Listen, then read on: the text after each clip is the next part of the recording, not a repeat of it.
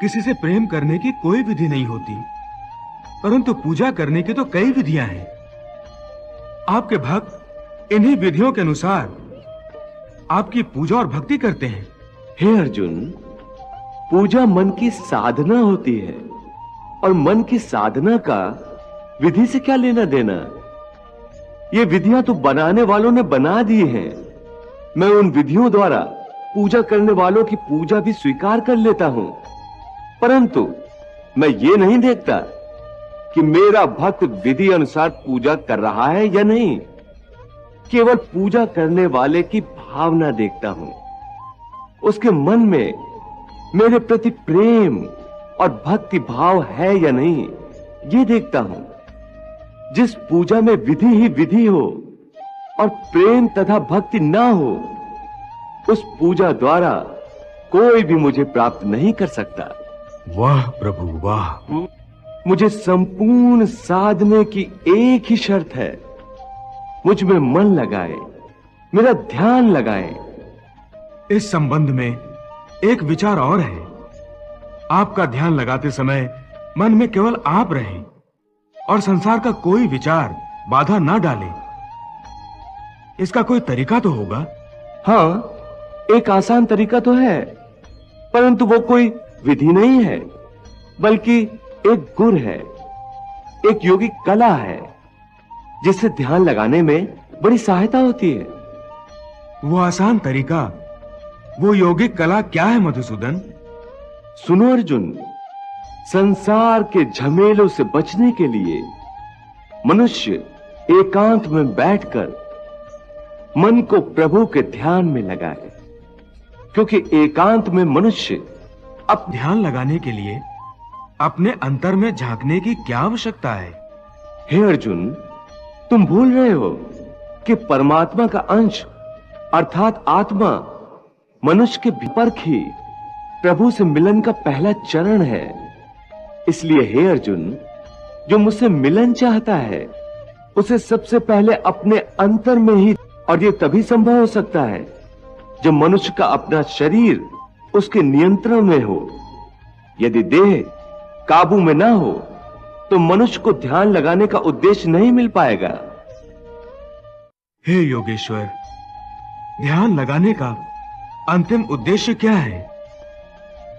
ध्यान योग का उद्देश्य परमात्मा से संपर्क करना होता है, परंतु इसके प्रथम चरण में मनुष्य को आत्मशुद्धि प्राप्त होती है, स्वच्छता मिलती है और ध्यान लगाने वाले का अंतर निर्मल हो जाता है। हे अर्जुन, जब तक मनुष्य अपने अंतर की शुद्धि नहीं कर लेता, परमात्मा से ना तो संपर्क कर सकता है और ना ही आत्मा परमात्मा में लीन हो सकती है।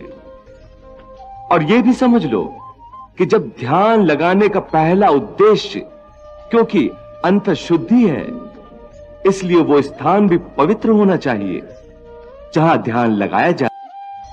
हे अर्जुन, मेरा ध्यान लगाते समय मनुष्य को चाहिए कि वो अचल बैठकर अपनी पीठ, सिर और गले को समान और सीधा और अपनी दृष्टि को अपनी नाक के अगले भाग पर इस तरह जमाए कि दूसरी सारी दिशाएं आंखों से ओझल हो जाए। ऐसा करने से अपने आसपास के वातावरण से उसकी इंद्रियों का संपर्क टूट जाएगा और मनुष्य अपने अंतर में मन लगा सकेगा। हे इस ढंग से तो कोई भी मनुष्य आसानी से ध्यान लगा सकेगा। ये ठीक है अर्जुन, परंतु वो मनुष्य मुझ में ध्यान नहीं लगा सकेगा जिसके जीवन में संतुलन ना हो। ध्यान लगाने में सफलता के लिए मनुष्य को संतुलन का पालन करने वाला होना चाहिए। मेरे भक्त को चाहिए कि वो ना इतना खाए कि यूं लगे जैसे वो केवल ना ही इतना कम खाए कि हड्डियों का ढांचा बन जाए कि दिन को भी रात समझे, न इतना कम सोए कि रात को भी रात न समझे। तो खुशियों से नाचने न लगे तो रो रो कर अपने आप को हलकान न करे, धोखों से न भड़कने बुझने वाला मनुष्य उस दीपक की ज्योति की भांति होता है जो तेज हवा में भी सीधी और अडोल। हे योगेश्वर, ये दुख सुख, ये प्यारी नींद, ये भिन्न भिन्न और स्वादिष्ट भोजन तो आप ही का वरदान है। फिर इनका भरपूर आनंद न लेना ध्यान योग के लिए क्यों आवश्यक है? हे अर्जुन, मैंने सुखों की माया मनुष्य के लिए ही रची है। वो इन सुखों का आनंद अवश्य ले। मैं ये नहीं चाहता कि मनुष्य दुख में रहे, दरिद्रता में रहे। मैंने आनंद की रचना ही इसीलिए की है कि समस्त प्राणी जीवन में आनंद से रहें। परंतु इस आनंद में परमानंद को भूल जाएं, मैं ये नहीं चाहता।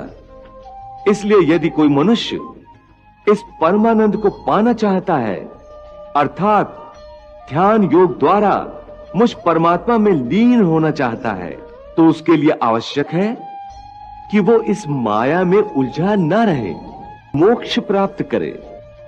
अन्यथा जन्म जन्मांतर के चक्रव्यूह में ऐसा फंस जाएगा कि निकल ही नहीं सकेगा।